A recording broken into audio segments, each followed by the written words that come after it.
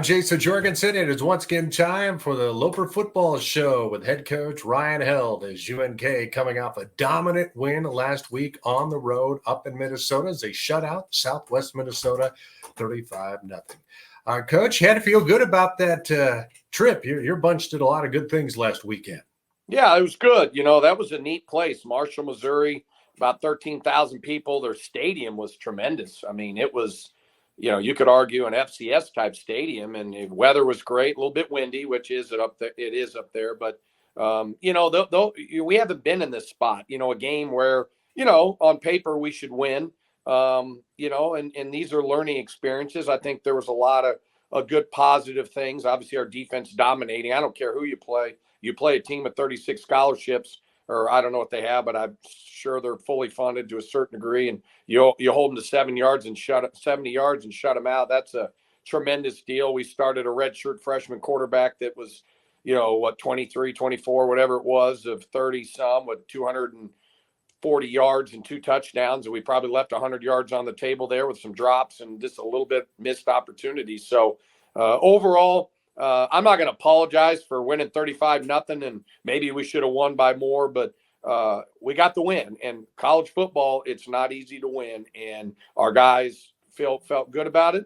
And now we got obviously move on to the Gorillas. How about your defense and the development of that bunch? And for a second straight week, you get a pick 6. Those guys are getting a lot of great things done for you. Well, and let's remember, we had another pick 6 that was called back because we went off sides. And going off sides wouldn't have affected the play. But Coach Schaffner is a great defensive coordinator. My defensive staff, it really has looked at our roster and put guys in position. We moved Jovan Marsh to corner, moved Steph Tolan to nickel now that Anthony Hebert is playing. And, so they're still maneuvering. Wayne Kirby got some good reps, which we need here down the stretch. And, we got good depth on the D-line. Our linebackers are getting better. Secondary was still maneuvering some things. But, they played really well. I mean, again, you hold a team to 70 yards and a shutout, man. That's just not easy to do in today's college football world. How about your running backs? It seemed to me they all had a great day. Those guys were running hard at getting a lot of things done for you.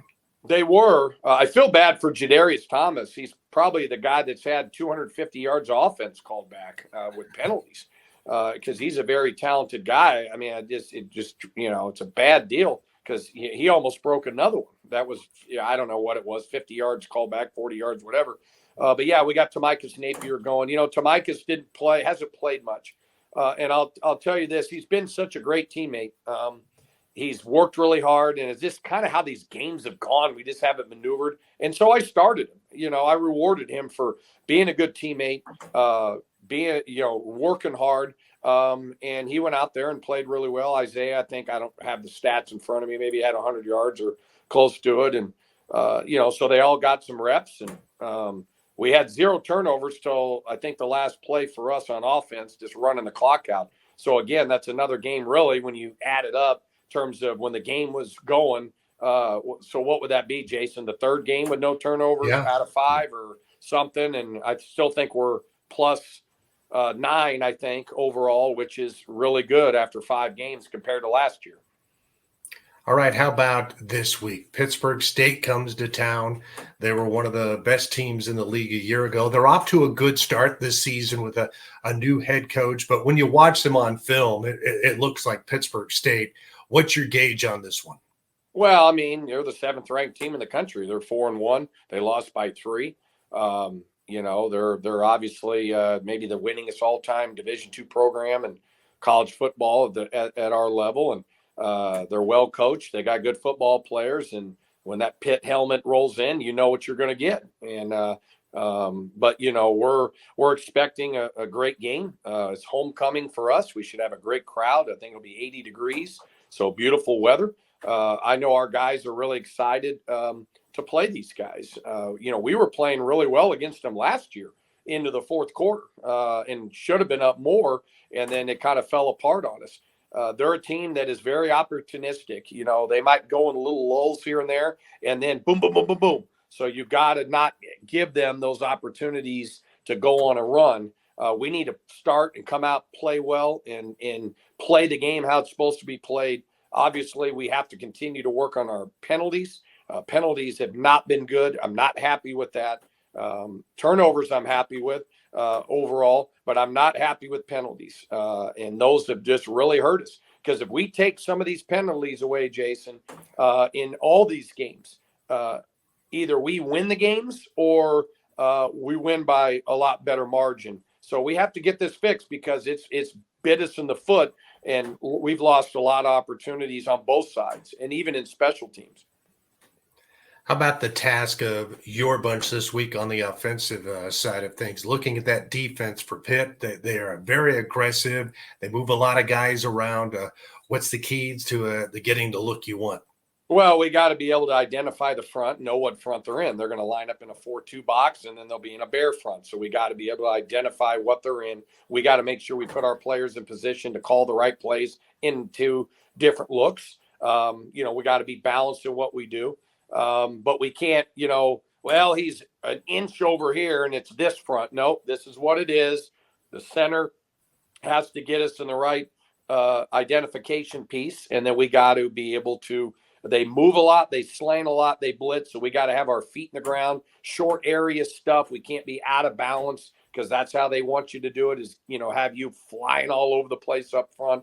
The good thing for us is I believe we're going to get some more guys back on the offensive line with Cooper Reese, Jordan Allen, and Hunter Push. I mean, that's three guys that are starters and major contributors, and we haven't had them for 2 weeks. And that's a big deal, getting those guys back. Reagan Jones, I believe, will be good. But the good thing is if he's not, Abrams got to start under his belt. And, just like the Kansas City Chiefs, it's next man up. We don't make excuses. We just got to keep going. But we've gotten more depth.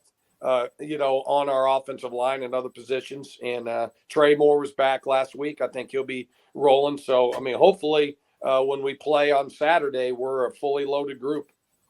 It just seems to me like this is a big game for you. It's homecoming, but you come into this thing with some momentum, I would think, especially the way you played the last, for the season, especially the last 3 weeks. Yeah, last year we weren't in this position. We tied last year's win total, which again, that's not what our goal is. But we were 2-0 we're 2-1 on the road. We've won 2 road games. We have to embrace Jason's successes.